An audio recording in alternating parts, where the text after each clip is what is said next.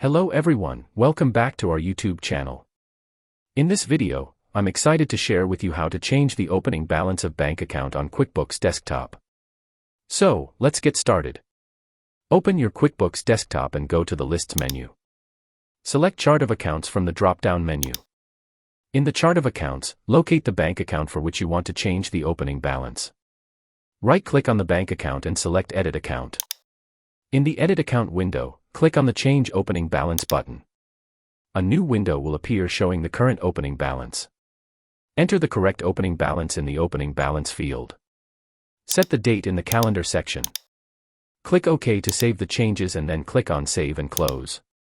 Go back to the Chart of Accounts and double-click on the bank account to open the register. Verify that the opening balance has been updated correctly. And there you have it. This is how you can change the opening balance of your bank account on the QuickBooks Desktop. Thanks for watching.